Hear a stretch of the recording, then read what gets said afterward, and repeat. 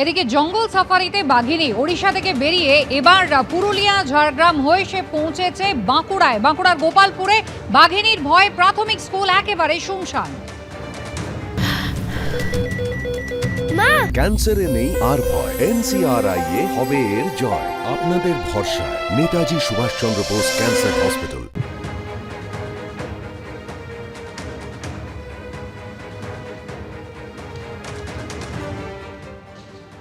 আওয়াজ ভয়ঙ্কর আওয়াজ, ঘর ঘর একটা আওয়াজ এসছে, বাঘের আওয়াজ।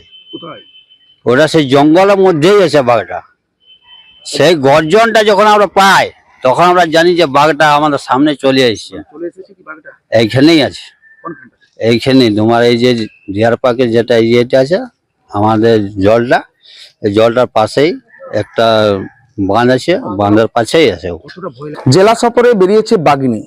বাঁকুড়ার যে জঙ্গলমহলের জেলাগুলি রয়েছে, ঝাড়গ্রাম পুরুলিয়ার পর এবার প্রবেশ করলো বাঁকুড়াতে।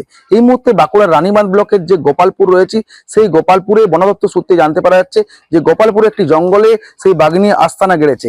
এই মুহূর্তে আমি গোপালপুর প্রাথমিক বিদ্যালয়ের কাছে রয়েছি। দেখতে পাওয়া যাচ্ছে যে অঘোষিত বন্ধের চেহারা নিয়েছে এই গোপালপুর গ্রাম। কেননা স্কুলে দেখতে পাওয়া যাচ্ছে সকাল থেকে শিক্ষক রয়েছে কিন্তু কোনো ছাত্রছাত্রী নেই। আতঙ্কের মধ্যে দিন কাটাচ্ছে এইখানকার এলাকাবাসীরা যেটা জানাচ্ছে যে তারা বাঘের ভয়ে ছাত্রছাত্রীদেরকে তারা স্কুল পাঠাতে পারছে না। স্বীকারও করে নিচ্ছে স্কুলের শিক্ষক যেটা জানাচ্ছে যে এলাকায় বাঘ প্রবেশ করেছে। সেই কারণের জন্য স্কুল খোলা থাকলেও কোনো ছাত্রছাত্রী স্কুলে আসেনি এবং মিড ডে মিলেও রান্না হয়নি ছাত্রছাত্রী না আসার কারণে। বাঘের আতঙ্কে বাঘিনী জিনাত এখানে পাড়ায় ঢুকে পড়েছে, যার আতঙ্কে কোনো ছেলে মেয়ে আসেনি। সকাল থেকে স্কুল খুলে রেখেছে? হ্যাঁ, সকাল থেকে স্কুল খোলা আছে। কাউকে দেখা মেলেনি? না, কাউকে এখনো পর্যন্ত কোনো ছাত্রছাত্রী এখানে আসেনি। আমরা মানে শিক্ষক মহাশয় 3 জনই চলে এসেছি, কিন্তু কোনো ছাত্রছাত্রী এখনো পর্যন্ত আসে না বা মিড ডে মিলে রান্না করার লোকও আসে। আজকে ওই যে বাঘের ভয়ে কেউ আসে না স্কুল। সকাল থেকে ছেলেরা বলছে বাঘ বেরোচ্ছে, বাঘ বেরোচ্ছে। তারপর আমরাও ডর লাগছে আমারও ছেলেরাকে স্কুলে পাঠাতে। ভয় লাগছে? হ্যাঁ, ভয় লাগছে। পাঁচটা ছেলে স্কুল যাবে, কি হবে না হবে ওই জন্য। কোথায় বাঘ আছে? এই গোসাই দিয়ে যাই।